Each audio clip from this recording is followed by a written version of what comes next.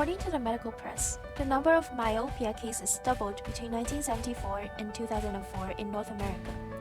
The issues continue to increase. It is also interesting to know that in Europe, the number of myopia cases in adults aged 25 to 29 years is almost twice those aged 55 to 59.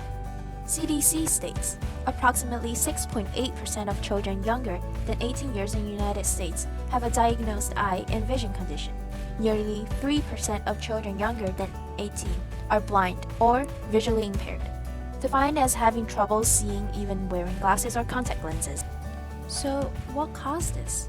Why is this the case?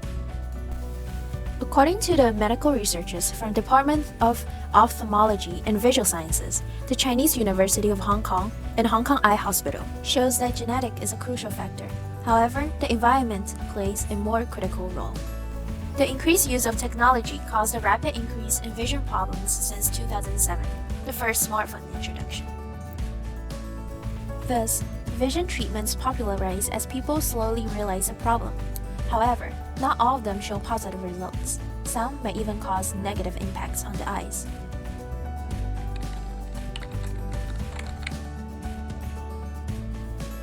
The Bates method is an eye therapy designed to improve eyesight. In 1891, Dr. William Bates, an American physician who practiced in ophthalmology, published an article in the New York Medical Journal. The article reports 7 successful cases of curing myopia by using a special treatment. In the 1900s, Dr. Bates began to market his Strengthening the Eye courses, designed for better eyesight. In 1920, Bates published a book named The Cure of Imperfect Sight by Treatment Without Glasses. He claims that he had found the true function of eyes, and that by relaxing and palming the eyes, they will naturally recover from eye problems. So, how does the Bates method work? The Bates method includes 4 main parts. First, palming.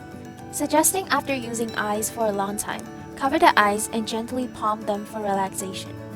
He proposes that ordinary eyesight people will see fully blackness since the palms exclude the lights. People who can see the illusion of lights and colors are not fully relaxed. 2. Visualization. Suggesting using imagination to visualize mental images will help patients relax more. In chapter 13 of his book, Bates implies, one's poise could be gauged by the visual memory of black, and the darker it appears in mind, the smaller the area of black that can be imagined, the more relaxed one was at the moment. 3. Movement. Inferring moving eyes back and forward to receive an illusion of objects moving in the opposite direction. He combines this with palming and visualization, which advocates patients to imagine objects' movement while palming. 4. Sunning.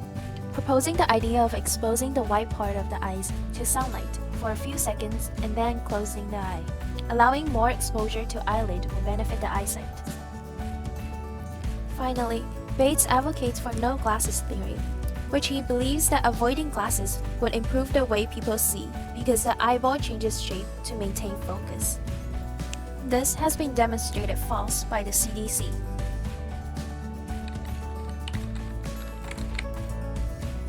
It has been shown by the CDC and many other medical studies that the Bates method is ineffective and potentially dangerous for people to practice.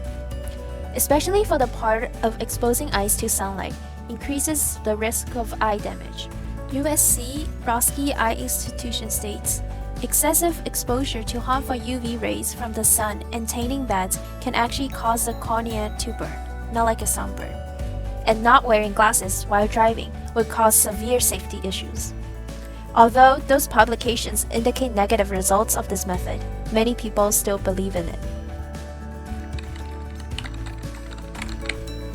Aldous Huxley, a famous American writer and philosopher, was an avid supporter of Bates. At the age of 16, Huxley experienced keratitis, which caused one eye blindness and one only capable of light perception.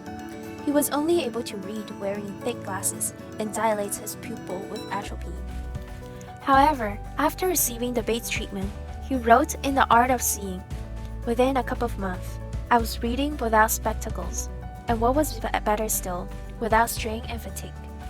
At the present time, my vision, though very far from normal, is about twice as good as it used to be when I wore spectacles. Praising the benefit of Bates' method. Most supporters believe in the Bates method because they benefited from it, but what they don't know is that they were only the minority. People who received the Bates method had experienced severe eye damage from standing and glaucoma, damage to the optic nerve from palming.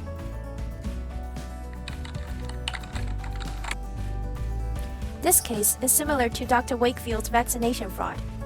People only see the results from the minority unsuccessful cases, and thus came to the conclusion.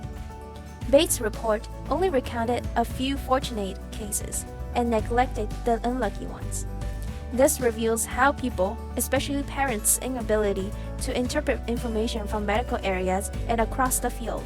In the period after the measles controversy, parents found it difficult to know who to trust to offer balanced and accurate information. The general consensus was that politicians were untrustworthy in matters of health, and sometimes the reports produced by credible media were written in professional languages that are not designed for non-scientists. So the facts just go in and out of their ears.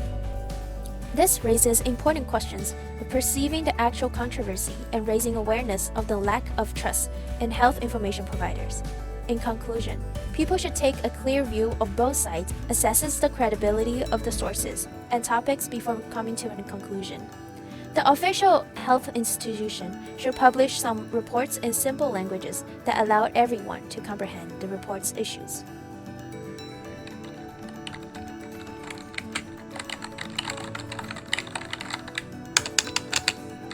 May the truth be with you.